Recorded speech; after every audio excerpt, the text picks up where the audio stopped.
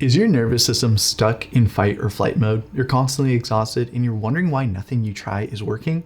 Then listen up, you're really gonna dig this video. So in case we haven't met yet, hey, I'm Jeff, and I struggled with chronic fatigue for 3 years. At my worst, I was bedridden, I couldn't move, so I got skinny fat, I couldn't work, so I went into debt, and I couldn't see friends, so I lost most of my relationships, and I didn't have energy for anything. So I forgot my hobbies, I lost my sense of humor, and I hated life. But then everything changed when I discovered one powerful truth. Healing doesn't happen when you're in fight or flight. And once I learned that, I focused on calming my nervous system, and within months, I had my life back. I was working full time, I was seeing friends, I was going on dates, I was working out, and I was surfing again, and I was on my way to total wellness. So now I made it my mission to help others do the same. So in this video, I'm going to share with you how I learned to turn off fight or flight response so that you can use it as part of your chronic fatigue recovery strategy to shift out of stress and finally start healing and be on your way to total wellness as well. And we're going to do it on the computer. That way you can both read and listen to it, since I know that's what I would have wanted when I was healing. So let's get into it.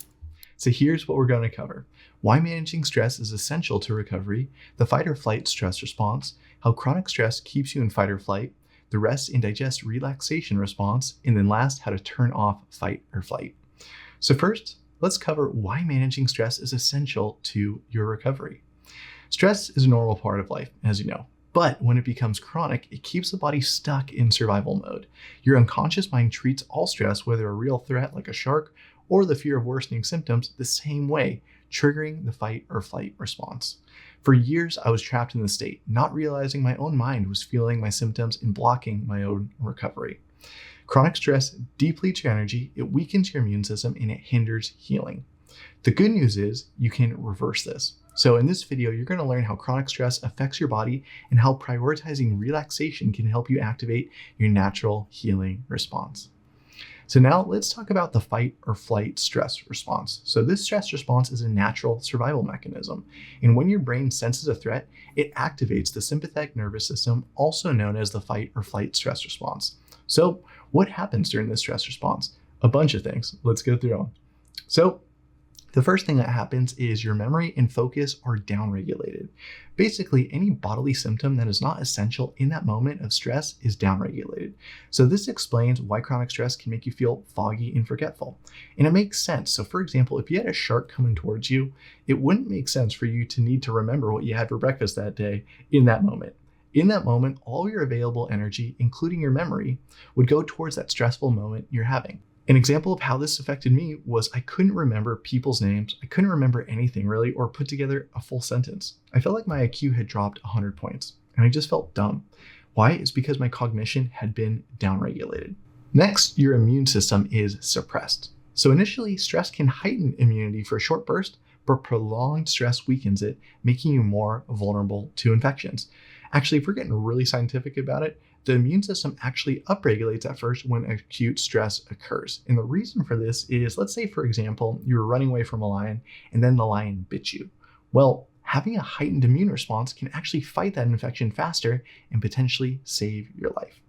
But if your stress response stays elevated, your immune system is downregulated. And that's what I noticed for myself. My immune system was shot. I was always getting all kinds of viruses and colds, and heck, I even got cancer on my face because my body was just not able to heal and my immune system was suppressed because I was in fight or flight. And now, this is an interesting note. Some people don't notice colds while dealing with CFS or chronic fatigue, but once they start doing some healing processes, they will start to get colds within the first week, and that's actually a good thing. It shows that your body has flipped into the healing mode. It's kind of like when you go on a clean eating kick or a juice cleanse, and then you get sick after a week of it because your immune system is finally coming back online. Next, your digestion slows down. Your body puts food processing on hold because it sees it as a non-essential during a perceived threat, which makes sense because going back to that shark example, if the shark was about to bite you, it wouldn't matter if you, in that moment, were able to digest food. Your one priority at that time would be to deal with the shark issue. So your digestion at that point would be seen as a non-essential and would be downregulated so that you can send energy to your limbs so you can get away from that shark. Next, your sleep is downregulated. Sleep becomes tough as your brain stays hyper alert, making deep restorative sleep difficult, if not impossible. And yep, Duh, no need to be able to sleep when you're getting chased by a shark, bringing back that shark example. Next, adrenal depletion occurs. Long-term stress taxes your adrenal glands, leaving you feeling exhausted and depleted. Basically, healing turns off, and when you have stress, that equals no healing. Chronic stress prevents your body from prioritizing repair and recovery. And now, this is not to say that the stress response is all bad. There are positive benefits to the stress response as well. I'm sure you've heard stories of people using the stress response to do awesome things like grannies lifting up cars to save people, etc. And in this case, the stress response is being used in a positive way, but ideally it's for as short a time as possible, and then you flip back to a normal, relaxed state. But again, if this stress response is on for too long, it can lead to chronic symptoms like fatigue, brain fog, gut issues, anxiety, and more. And don't worry, if your stress response is glitching right now, we can fix it. And when we do, your body will be able to start healing. And don't worry, there's not going to be any lasting damage to worry about. Now, let's talk about how chronic stress keeps you stuck in fight or flight. So imagine you're surfing in the ocean and suddenly you see a shark. Your body immediately triggers the stress response, your heart races, muscles tense, and adrenaline surges. Now, imagine the shark is your chronic illness. You can't fight it and you can't run from it. Instead, you feel trapped, frozen in fear. And the more you focus on your symptoms, the more your body sees this as a threat, keeping the stress response turned on. This was my reality for years. I was unknowingly reinforcing my symptoms through fear, uncertainty, and a constantly activated stress response. But once I learned how to flip the switch from stress mode to relaxation mode, my body finally began to heal. Now let's talk about the rest and digest relaxation response, also known as the parasympathetic nervous system. When this system is activated, your body shifts from survival mode to healing mode. And here's what happens. It's beautiful. First, your memory and focus improve as you exit survival mode. Your immune system comes back online. Digestion starts working optimally again. Your sleep improves and you sleep longer and deeper. Your adrenals heal, unlocking natural energy. Basically, healing and wellness is reactivated. So as you can see, we're affecting everything in a positive direction just from taking your body out of the stress response and into the rest and digest relaxation response. Now, let's talk about how to turn off fight or flight. I know that's what you've been waiting for, so let's get into it. Here's the deal. Our bodies are naturally designed to be well, and it takes quite a lot of stress to start feeling ill or having any sort of disease. But since there's been a glitch in how your brain and nervous system communicate, your body has been stuck in the fight or flight stress response for a long time. But as soon as we start getting you into the parasympathetic state, aka relaxation mode equals on, you'll be able to heal and your body can return to its natural healing state. Energy unlocks, memory returns, digestion improves, and you sleep well again. Think of your body like a plant. One of my mentors told me this analogy or this metaphor, and it really hit home with me, so I think it might resonate with you. If a plant is struggling, it's not because something's wrong with it, it's because it's missing something. For example, it might be missing sun, water, or nutrients. But once it gets what it needs, it naturally thrives again. Well, the same thing goes for your body. If you remove the chronic stress, your energy will flow back into your body, your natural healing abilities will take over, and you'll get back to your natural state, to total wellness. Now, the foundational way to get your body out of chronic stress is to stay in the parasympathetic state, aka the rest, relax, and digest state, as much as possible. So while you're healing, the best and simplest way to do that is to simply maintain a 7 or higher out of 10 relaxation throughout the day. So here's how to maintain a 7 or higher out of 10 relaxation throughout the day. First, become aware. Start noting your average level of relaxation throughout the day on a scale from 1 to 10, with 1 being wide alert, anxious, and with 7 being laid back and chilling, and 10 being ready to fall asleep. So basically you want to be between that 7 and 10. You're just chilling. The goal, again, is we want you to maintain a level 7 or higher of relaxation each day. Why? When your nervous system is relaxed, your body is in a healing state. Now, my favorite ways to calm your nervous system are as follows.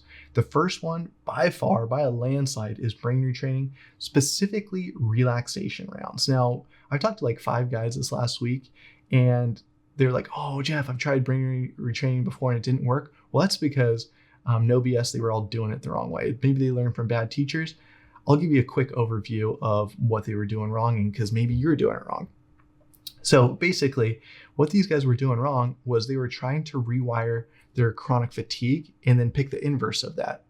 and be like, oh, I'm energized. And so, yes, there are energy brain retraining rounds, but they are not the ones that are going to help you heal the fastest. The ones that are going to help you heal the fastest are relaxation rounds. Why? It's because we are actually rewiring the root cause of your chronic fatigue, which is there's a glitch in your nervous system and brain and how they communicate. Basically, you're in fight or flight mode. So we got to think, what's the opposite of fight or flight mode and being completely stressed out?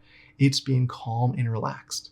So brain retraining, specifically relaxation rounds, are the best way to heal. I'll even just tell you a little bit more about how I did my brain retraining. I would do 10 rounds per day, just 4 minutes each, 3 to 4 minutes each. And so if you think about that, it's only like 30 to 40 minutes each day. So less than a typical workout, you know what I mean? Anyone could do that.